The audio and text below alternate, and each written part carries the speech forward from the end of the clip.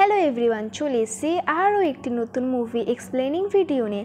আজ আমি এক্সপ্লেন করতে চলেছি জলি এলএলবি 3 মুভিটিকে। মুভির শুরুতেই আমরা 2011 সাল দেখতে পাই, যেখানে রাজস্থানের পাসপাল গ্রাম থেকে, যেখানে আমরা দেখতে পাই পুরো গ্রামটা কৃষকদের, যারা কিনা খেতি করে তাদের জীবনযাপন চালায়। এখানে আমরা একটা কৃষককে দেখতে পাই যার নাম ছিল রাজারাম সোলাঙ্কি। রাজারাম সোলাঙ্কি একজন কৃষক ছিল এবং তার বয়স 60 থেকে 65-র মধ্যে ছিল, এবং তাছাড়াও তার পরিবারে তার বউ এবং তার মৃত ছেলের বউ থাকতো। এখানে আমরা জানতে পারি রাজারাম সোলাঙ্কির ছেলে যে ফৌজে কাজ করত, সেখানে কাজ করার সময় সে মারা গিয়েছিল। রাজারাম সোলাঙ্কি একজন কৃষক ছিল আর তার ছেলেও মারা গিয়েছিল। তাই রাজারাম সোলাঙ্কি তার সংসার চালানোর জন্য তার বেঁচে থাকা জমি একটা জমিদারের কাছে বন্ধক রেখেছিল, আর জমিদারের সাথে ডিল করে যখন সে ধারের দেনা মিটিয়ে দেবে তখন তার জমিটি ফেরত নিয়ে নেবে। কিন্তু এখানে আমরা দেখতে পাই রাজারাম সোলাঙ্কি যার কাছে জমি ধার করে সে খুব লোভী এবং দুষ্ট একটা লোক ছিল, যে কিনা নকল কাগজপত্র বানিয়ে সেখানে লিখেছিল যে সে রাজারাম সোলাঙ্কির জমিটা নিজের নাম করে নিতে পারবে। তারপরে আমরা দেখতে পাই গ্রামের জমিদার যে কিনা গ্রামের তহসিলকে এবং ডিএম কে নিজের দলে করে রেখেছে, যাদের সাহায্যে সে রাজারাম সোলাঙ্কির জমিটিকে হাতিয়ে নেয়। এটা দেখে রাজারাম সোলাঙ্কি অনেক অবজেকশন করে, কিন্তু এই মামলায় না তহসিলদার না ডিএম কেউ তাকে সাহায্য করে না। যখন রাজারাম সোলাঙ্কি তার পরিবারের জমিটিকে বাঁচাতে পারে না, তখন সে হার মেনে নেয় এবং একটি নদীতে আত্মহত্যা করে নেয়। এরপরেই সিন চেঞ্জ হয়ে যায় আর আমরা একটি কোর্ট দেখতে পারি, যেটা কিনা দিল্লির 30 হাজারি কোর্ট। সেখানে আমরা জানতে পারি মুভির দুজন মেন ক্যারেক্টার অক্ষয় কুমার এবং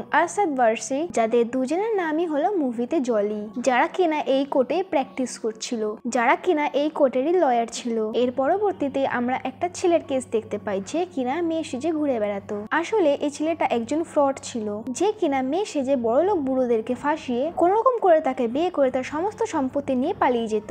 এইবারও সেই ছেলেটা মেয়ে সেজে একটা বুড়ো লোকের সাথে বিয়ে করে নিয়েছিল, কিন্তু সময় থাকাকালীনই বুড়োটার পরিবার সমস্ত কিছু জেনে যায় এবং তাকে ধরে ফেলে এবং ছেলেটার উপর কোর্ট কেস করে ফেলে। সেইখানেই আমরা দেখতে পারি কেসটা অক্ষয় কুমার দেখছে, অর্থাৎ জলি 2, যে কিনা খুব সহজেই ছেলেটিকে বাঁচিয়ে নেয় এবং জেল যাওয়া থেকে আটকিয়ে নেয়। কিন্তু সেখানে আমরা জানতে পারি আসলে কেসটি ছিল জলি 1 এর, অর্থাৎ আরশাদ ওয়ারসিকর। কারণ আরশাদ ওয়ারসি কোর্ট পৌঁছাতে দেরি করে ফেলেছিল, তাই অক্ষয় কুমার তার জলি নামটার সুযোগ ব্যবহার করে এই ক্লায়েন্টের লয়ার হয়ে কোর্টে চলে এসেছে। তারপর সে তাকে কেস থেকে বাঁচিয়ে তার কাছ থেকে পয়সাও নিয়ে নেয়। এই ঘটনাগুলো যখন জলি 1 জানতে পারে তখন সে জলি 2-র সাথে ঝামেলা করে, অর্থাৎ অক্ষয় কুমারের সাথে, এবং তার থেকে অর্ধেক পয়সাটাও নিয়ে নেয়। আসলে জলি এলএলবি 3 একটি কমেডি মুভি, তাই এই মুভির সমস্ত সিনের মধ্যে অনেক কমেডি রয়েছে। তারপর এখানে আমরা জলি 1 এর লাইফ দেখতে পারি, যেখানে আমরা জানতে পারি জলি 1 অর্থাৎ আরশাদ ওয়ারসির বিয়ে হয়ে গিয়েছে আর তার সাথেও তার ফ্যামিলিতে একটা ছোট্ট মেয়েও রয়েছে। অন্যদিকে জলি 2 এরও ফ্যামিলি সেটেল, যেও কিনা তার বউয়ের সাথে অনেক খুশিতে রয়েছে, সবকিছু খুব ঠিকভাবে চলছিল। তারপরেই আমরা দেখতে পাই রাজস্থানের সেই গ্রাম রাজারাম সোলাঙ্কি ছিল, অর্থাৎ রাজস্থানের পাটসাল গ্রাম থেকে, যেখানে অনেকগুলো কৃষক হেঁটে দিল্লিতে আসে এবং হরতালের সাথে তাদের চাহিদাগুলো জানায়। কিন্তু কৃষকগুলো যখন এগুলো করলো তারপরেও তারা কোনো ফল পেল না, তখন সমস্ত কৃষকের দেখা একজন এনজিওর সাথে হলো, যে কিনা আসলে গরিবদেরকে সাহায্য করত।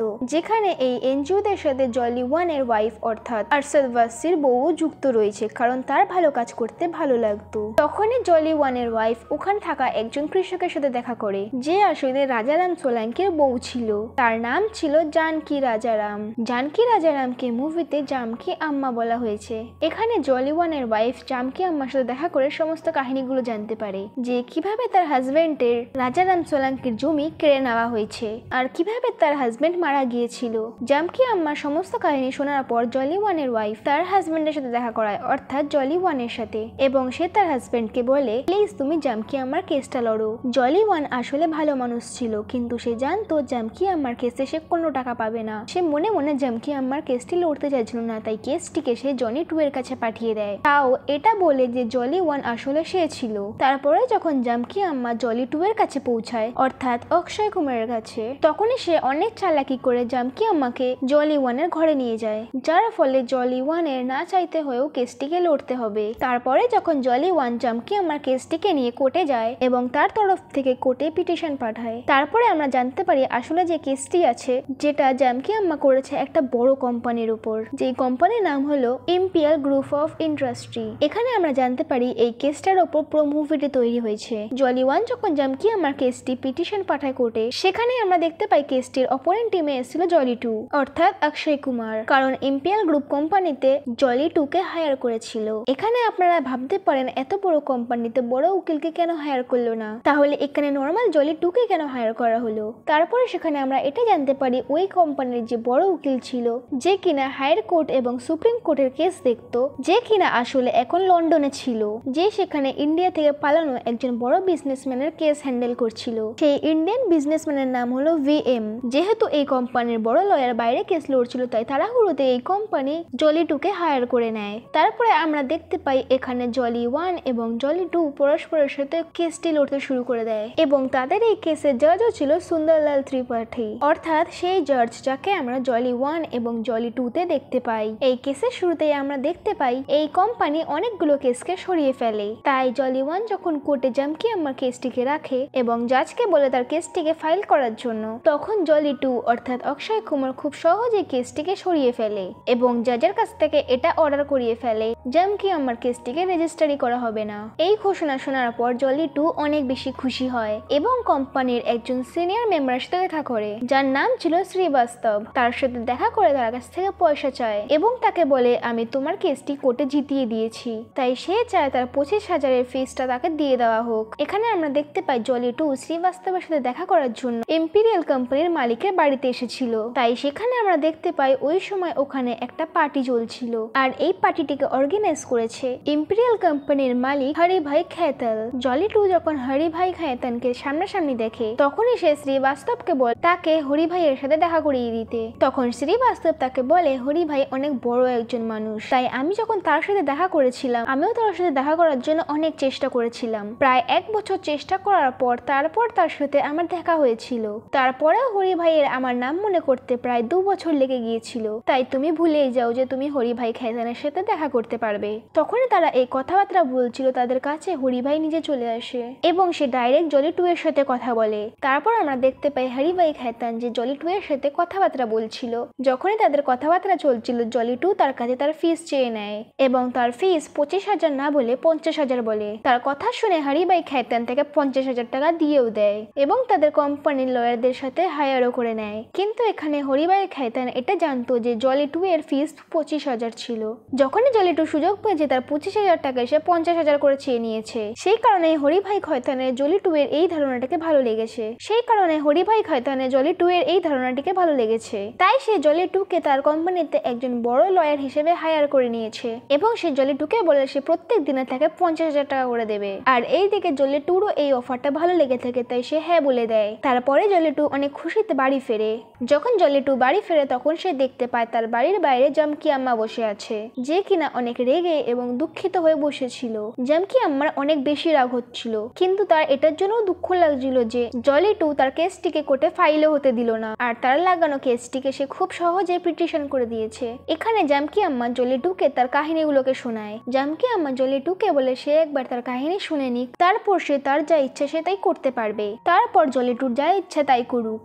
তারপরেই আমরা দেখতে পাই জামকি আম্মা জলি 2 কে তার কাহিনী বলা শুরু করে দেয়। যে কাহিনীতে সে বলে প্রায় কিছু বছর আগে আমাদের ছোট্ট গ্রাম পারসাওলে হরিভাই খেতান নিজের ইম্পিরিয়াল কোম্পানির সাথে পা রেখেছিল, যে কিনা আমাদের গ্রামের ওপর একটা বড় প্রজেক্ট বানাতে চেয়েছিল, যেখানে কিনা অনেক বড় বড় বিল্ডিং বানাতো, অনেক মল বানাতো, এমনকি রেসিং গাড়ির জন্য ট্রাকও বানাতো। আর এই পুরো প্রজেক্টটাকে সে নাম দিয়েছিল বিগানেট টু বক্স স্ট্যান্ড, কারণ আমাদের যে গ্রামটা ছিল সেটা বিগানিক ডেস্টিনির মধ্যে পড়তো, আর সেই গ্রামটিকে সে ডেভেলপ করে বক্স স্ট্যান্ডের মতো বানাতে চাইছিল। কিন্তু তার এই প্রজেক্টটিকে কমপ্লিট করার জন্য হরিভাই খেতান আমাদের কৃষকদের জমি লাগতো, আমাদের কৃষকদের জমি নিজের নাম করে নেওয়ার চেষ্টা করেছিল। তখন আমরা সোজাসুজি তাকে না করে দিই। তাই সে তখন অনেকগুলো জমিদারদের ব্যবহার করে আমাদের এবং আমাদের গ্রামের লোকেদের ছোটখাটো লোন দিয়েছিল এবং তারা আমাদের জমির ফেক কাগজ বানিয়ে ফেক কাগজের জোরে আমাদের জমি কেড়ে নিয়েছিল। এই বাজে কাজের জন্য হরিভাই খেতান এবং তার কোম্পানিরা আমাদের গ্রামের তহসিলদার, ডিএম এবং বিধায়ককেও নিজেদের দলে করে নিয়েছিল। কিন্তু এরপরে আমার স্বামী রাজারাম সোলাঙ্কি এর বিরুদ্ধ করেছিল। তখন তারা সবাই মিলে আমার হাজবেন্ডকে দাবিয়ে দেয়। আমার হাজবেন্ড এবং গ্রামের সমস্ত লোকেদের অধিকার ছিনিয়ে নিয়েছিল। আমাদের পরিবারের জমি যখন আমাদের থেকে ছিনিয়ে নেওয়া হয়েছিল, তার কষ্টে আমার হাজবেন্ড তখন সুসাইড সুসাইড করে নিয়েছিল। আমার হাজব্যান্ডের সুসাইড করার জন্য পুরো মিডিয়ার লোক আমার বাড়িতে চলে আসে এবং এই সমস্ত ঘটনা খবরে আসা চালু হয়ে যায়। এই ঘটনাগুলো দেখে হরিভাই খায়তান এবং তার কোম্পানির এটা লাগে তাদের এই সত্যিটা বাইরে বেরিয়ে যেতে পারে, তাই হরিভাই খায়তান আমার কাছে এসেছিল এবং আমাকে 10 লাখ টাকার চেক দেওয়ার চেষ্টা করেছিল, যাতে সেই 10 লাখ টাকাটা নিয়ে আমরা শান্ত হয়ে যাই আর হরিভাই খায়তান পুরো মিডিয়ার সামনে হিরো হয়ে যাক। কিন্তু আমি হরিভাই খায়তানের সমস্ত সত্যি জানতাম, তাই তার দেওয়া চেকটিকে আমি ছিঁড়ে ফেলি এবং তার সামনেই ফেলে দিই। এই কথাটি হরিভাই খায়তানের সহ্য হলো না, তাই সে মিডিয়াতে এটা ছড়িয়ে দিয়েছিল আমার স্বামীর আমার বৌমার সাথে অ্যাফেয়ার চলছিল।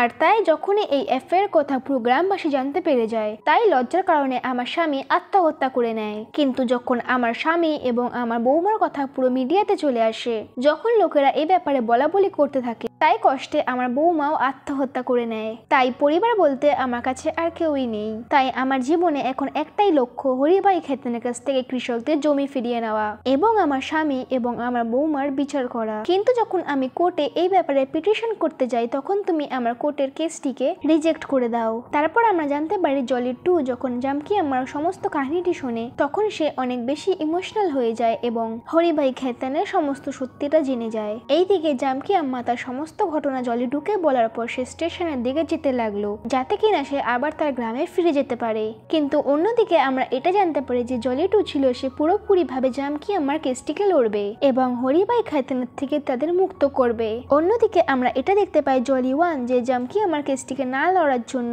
কিন্তু তার স্ত্রী জামকি আমার সমস্ত কাহিনীগুলো তাকে শোনায়, তখন সেও রাজি হয়ে যায় যে জামকি আমার কেসটিকে সে লড়বে। এরপরে জলি 1 এবং জলি 2 জামকি আমার সাথে দেখা করার জন্য স্টেশনে যায় এবং সেখানে এসে জলি 1 এবং জলি 2 জামকি আম্মার সাথে দেখা করে এবং তারা দুজনেই তাকে গিয়ে বলে তারা তাদের কেস লড়বে এবং সেখানে তারা দুজন ঝামেলা শুরু করে দেয় জামকি আম্মার কেস কে লড়বে বলে। তাদের ঝগড়ার মাঝে জামকি আম্মা তাদেরকে বলে আসলে হরিভাই খায়তান এবং তার কোম্পানি অনেক বেশি শক্তিশালী, তাই এই কেসটি লড়ার জন্য তার দুটো জনেরই প্রয়োজন হতে পারে, অর্থাৎ জলি 1 এবং জলি 2।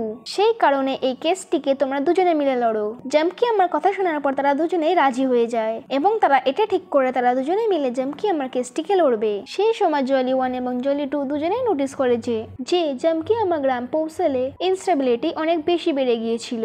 আসলে ধীরে ধীরে গ্রামের সমস্ত লোকেরা জামকি আম্মার পাশে চলে আসতে চাইছিল। আসলে ধীরে ধীরে গ্রামের সমস্ত লোক জামকি আম্মা দলে চলে এসেছিল এবং যে সমস্ত কৃষক তাদেরকে প্রথমে দুর্বল মনে করেছিল, সেই সমস্ত লোকেরাও জামকি আম্মার সাহস দেখে কোম্পানির বিরুদ্ধে যেতে লাগলো এবং তাদের গ্রামে কোম্পানির কনস্ট্রাকশনকে আটকে দেয় এবং সেই কৃষকগুলোকে সাহায্য করার জন্য জলি 1 এবং জলি 2 জামকি আম্মার সাথে গ্রামে গিয়েছিল। কিন্তু সেই সময় হরিভাই খায়তান যে ছিল সে অর্ডার দিয়েছিল যেভাবেই হোক এই গ্রামের জমিগুলোকে খালি করতে হবে এবং কৃষকদের ঘরগুলোকে ভাঙতে হবে এবং খুব শীঘ্রই কোম্পানির কনস্ট্রাকশন শুরু করতে হবে। হরিভাই খায়তানের অর্ডারে এমএলআই এবং তহসিলদার এবং ডিএম পোরসলগাঁওয়ের মধ্যে অনেক বেশি ফোর্স নিয়ে চলে আসে এবং তাদের দ্বারা গ্রামের লোকেদেরকে হাঁটানোর চেষ্টা করে। কিন্তু এখানে জলি 1 এবং জলি 2 সমস্ত গ্রামবাসীদেরকে বলে তারা এই ফোর্সের সাথে লড়াই যেন না করুক এবং ফোন বের করে তাদের ভিডিও করুক, যাতে এখানকার তহসিলদার ডিএম এবং এমএলএ যা যা করার সেগুলো রেকর্ড হয়ে যাক। এর ভয়ে ডিএম কিছুই করে না, কারণ কৃষকদের ওপর বিনা কারণে আক্রমণ করা আইনের দিক থেকে একদমই লিগেল নয়। কিন্তু এখানে যে গ্রামের এমএলএ ছিল সে সেটা সদ্ব্যবহার করছিল। সে একজন সার্ফ শুটারকে ধরে, যার সাহায্যে সে ডিএম এর ওপর গুলি চালিয়ে দেয় এবং ডিএম এর যখন গুলি লাগে তখনই সে নিচে পড়ে যায়। এই সমস্ত দেখে এমএলএ সমস্ত ফোর্সদেরকে গ্রামের ওপর ছেড়ে দেয়, যার ফলে পুরো গ্রামটিকে খালি করিয়ে দেওয়া হয়। এই সমস্ত যুদ্ধের মাঝখানে জলি 1 অনেক বেশি আহত হয়ে যায়। সেই কারণে জলি 1 কে সেই হসপিটালে অ্যাডমিশন করা হয় যেখানে ডিএম এরও চিকিৎসা হচ্ছিল। কিন্তু লাকিলি আমরা এটাও দেখতে পাই গুলি লাগার সত্ত্বেও ডিএম বেঁচে গিয়েছিল এবং জলি 1 এর চিকিৎসাও ঠিকভাবে হয়ে গিয়েছিল। তাই এরপরে জলি 1 এবং জলি 2 জামকি আমার কেসটিকে লড়ার জন্য কোর্টে চলে আসে এবং কোর্টে এসে এটা দেখানো হয় যে হরিভাই খায়তানের যে বড় লয়ার সে লন্ডন থেকে ফিরে এসেছে। তাই সে হরিভাই খায়তানের কেসটিকে নিয়ে নেয় এবং সে কোর্টের মধ্যে অনেক বড় বড় এভিডেন্স নিয়ে আসে এবং সে কোর্টের মধ্যে সিম্পলি এটা বলে যদি আমরা দেশে ডেভেলপ করতে চাই তাই আমাদের হরিভাই খায়তানের মতো লোকদের কাছে ধন্যবাদ জানানো উচিত, যারা কিনা পার্সেল গ্রামের মতো এরকম ভালো ভালো কাজ করছে। তাই পার্সেল গ্রামের মতো এলাকাকে এত ভালো ভালো জিনিস বানাচ্ছে। কিন্তু অন্যদিকে জলি 1 এবং জলি 2 এই সমস্ত কথাগুলোকে খারিজ করে দেয় এবং সে ভাগে ভাগে হরিভাই খায়তান এবং তার কোম্পানি কোম্পানিকে ইম্পিয়াল গ্রুপের সমস্ত সত্যিকে বাইরে বের করে দেয়। এরপর দুজন জলি মিলে কোর্টে এটা প্রমাণ করে দেয় যে হরিভাই খায়তান এবং তার কোম্পানি মিলে অনেক সিস্টেমেটিক দিয়ে সমস্ত গ্রামবাসী লোকেদের জমি ছিনিয়ে নিয়েছিল। তারা কোর্টে প্রমাণ করতে করতে বলছিল হরিভাই খায়তান এবং তার কোম্পানি সবার প্রথমে গ্রামে সার্ভে করে এবং তার সোর্সের দ্বারা তারা জেনে নেয় গ্রামের মধ্যে কত লোক আছে এবং পরিবারে কতজন আছে, কোন পরিবারের কাছে কত বেশি পয়সা রয়েছে এবং তাদের পরিবার কি কাজ করে এবং তাদের ফাইন্যান্সিয়ালি কি দরকার। সার্ভে করে এগুলো সমস্ত জানার পর তারপর তারা জানতে পেরে যায় গ্রামে কাদের কি প্রয়োজন। গ্রামে কারোর একজন মেয়ের বিয়ে দেওয়ার জন্য পয়সা প্রয়োজন, কারোর আবার ছেলের জবের জন্য পয়সা প্রয়োজন, আবার অনেক লোকেদের খাওয়া দাওয়ার জন্যও পয়সা চাই। এই সমস্ত কথা জানার পর হরিভাই খায়তান তার পাঠানো জমিদারের দ্বারা গ্রামবাসীদেরকে কথায় ফাঁসিয়ে গ্রামবাসীদের ছোটখাটো লোন দেয় এবং তাদের জমির কাগজপত্র নিয়ে নেয়, যার ফলে তারা ফেক ডকুমেন্ট তৈরি করে এবং তার দ্বারা গ্রামের জমিদেরকে ওই সমস্ত গ্রামবাসীদের জমিগুলোকে ক্যাপচার করে নেয়। আর এই সমস্ত করার জন্য হরিভাই খায়তান এবং তার কোম্পানিরা এই গ্রামে তহসিলদার, ডিএম এবং এমএলএ কেও নিজের নামে করে রেখেছে। আর এই সমস্ত করার জন্য তাদেরকেও অনেক বেশি পয়সা দেওয়া হয়েছিল। এর সমস্ত কিছু হওয়ার পর জলি 1 এবং জলি 2 মিলে পরশল গ্রামের ডিএম যার গুলি লেগেছিল তাকে আহত অবস্থায় কোর্টে নিয়ে আসা হয়, যাতে কোর্টে ডিএম সাক্ষী দিতে পারে। তারপর ডিএম কোর্টে এটা বলে যে এখানে আসা তার নিজের চয়েস ছিল। এরপর ডিএম সমস্ত সত্যিটা বলে দেয় আর সে বলে হরিভাই খায়তান তাদেরকে ঘুষ দিয়েছিল যাতে তারা সকল গ্রামবাসীদের জমিগুলোকে ছিনিয়ে নেয় এবং সকল জমিগুলোকে হরিভাই খায়তানকে দিয়ে আসুক। কিন্তু আমি এখন কোর্টে কিছু লুকাবো না, কারণ আমি এখন জেনে গেছি এই সমস্ত লোকেরা লোভী। কারণ যখন তাদের আমার প্রয়োজন ছিল তখন তারা আমাকে ঘুষ দিয়েছিল, কিন্তু যখন আমার প্রয়োজন তাদের শেষ হয়ে গেছিল তখন আমার উপরে তারা গুলি চালিয়ে দেয়। তারপর জলি 1 এবং জলি 2 প্রমাণ করে দেয় যে ডিএম এর উপর গুলি চালানো হরিভাই খায়তানের চাল ছিল এবং এমএলএ এই কাজটি হরিভাই খায়তান এবং কোম্পানির দিক থেকে বলার কারণে করেছিল। এরপরে জলি 1 তাদেরকে বলে যেইভাবে পার্সেল গ্রামে হরিভাই খায়তান এত বড় প্রজেক্ট করেছে তেমনি দিল্লিতে অনেক বড় প্রজেক্ট করছে, যেখানে সরকার অনেক কিছু বানাতে চায় যেখানে লোকেদের ঘর আছে, কিন্তু সেই এরিয়াগুলো অনেক বড় লোকদের এরিয়া, তাই সেখানে অনেক বড় বড় ঘর রয়েছে। এইসব বলতে বলতে জলি 1 তখন একটা ঘরের ফটো দেখায়, যে ঘরটি আসলে ছিল হরিভাই খায়তানের। আর সে কোর্টের মধ্যে হরিভাই খায়তানকে বলে হরিভাই খায়তানের ঘরকে একবার করতে হবে, কারণ সেখানের জমিতে সরকার প্রজেক্ট বানাতে চায়। তাই সে কোর্টের সামনে হরিভাই খায়তানকে জিজ্ঞাসা করে সে দেশকে আগে বাড়ানোর জন্য তার জমিটিকে দেবে কিনা। তখন সেখানে হরিভাই খায়তান সেখানে না করে দেয় এবং তার বাড়ির ছবিটিকে ছিঁড়ে ফেলে। এরপরে জলি 1 একটা দ্বিতীয় বাড়ির ছবি দেখায়, সেই বাড়িটি ছিল সেই লোকটার যে কিনা হরিভাই খায়তান এবং তার কোম্পানির জন্য ফেক রিপোর্ট বানাতো এবং সে কোর্টে বলে যদি এও তার বাড়িটি দিয়ে দেয় তাহলে সরকারের প্রজেক্ট কমপ্লিট হয়ে যাবে এবং আমাদের দেশ উন্নতি করতে পারে, কিন্তু সেও বাড়ি দিতে মানা করে দেয়। এরপর জলি 1 হরিভাই খায়তানের লয়ারের বাড়ি দেখায় এবং লয়ারকে বলে তার বাড়িটিকে দিয়ে দিতে, কিন্তু লয়ারও সবার মতো বাড়িটিকে দিতে মানা করে দেয়। তারপর কোর্টের মধ্যে জলি 1 জাজের বাড়ি দেখায় এবং জাজকে বলে তার বাড়িটিকে দিয়ে দিতে যাতে সরকার প্রজেক্ট কমপ্লিট করতে পারে, কিন্তু সবারই মতো জাজও সেটাতে মানা করে দেয় এবং সে বলে এটা আমার বাড়ি তাই আমার মর্জি চলবে এবং কোনো দ্বিতীয় ব্যক্তি আমার ঘর দেওয়ার জন্য বাধ্য করতে পারবে না। জাজের এই কথা শোনা মাত্রই জলি 1 কোর্টে বলে